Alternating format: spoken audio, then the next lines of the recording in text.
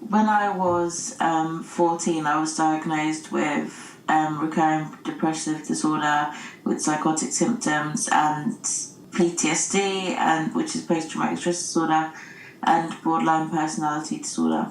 Yeah, it was a really difficult time because I was experiencing a lot of bullying and abuse. So I think that led to me being depressed at a really young age, but it didn't really kind of come to light until I was 14. It was a struggle just to breathe and to eat and to sleep and to think and to talk. Like, they were just so difficult. I was barely functioning. I was using drugs and alcohol at the time to get through the day.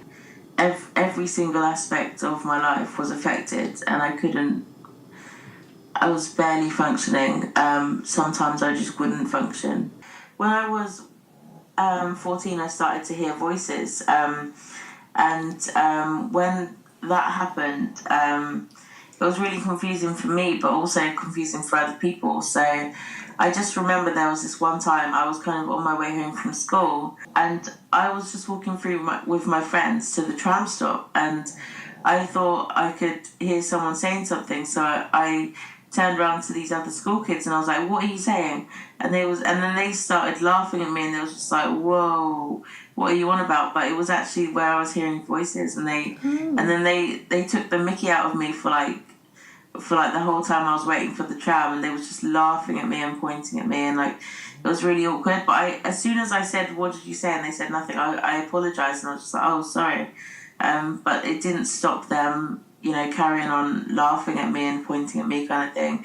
And that was really awkward and really, really uncomfortable, because obviously I was very confused. I guess they was confused, and it was really awkward. So I had counselling through my school, and it was really helpful. It was like having a friend, and it was like the only friend that I had really.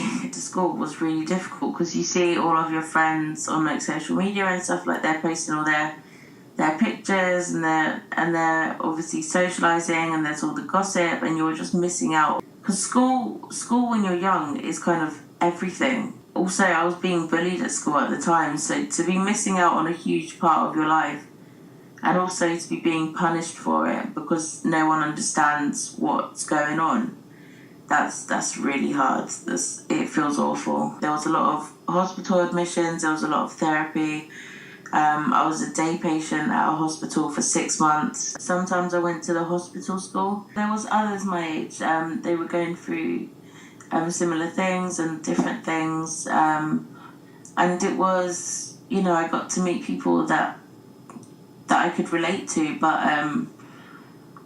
I was also incredibly shy and socially anxious. So I didn't really feel able to talk to them most of the time. So it was really difficult. There was no peer support for young people in my area. Yeah, I just started off a peer support group with the help of my church. So now it's been running for, 4 years. We just do activities, and we talk to each other, and we laugh, and we talk about serious stuff as well. And yeah, it's just a really nice place. But obviously, with it being like a mental health group, sometimes people aren't feeling great, or just sometimes logistically, sometimes people have gone away at uni or working or school, or they're ill, I don't know. So we have like every session we have quite a few people, and we just talk about stuff, and yeah, it's really good.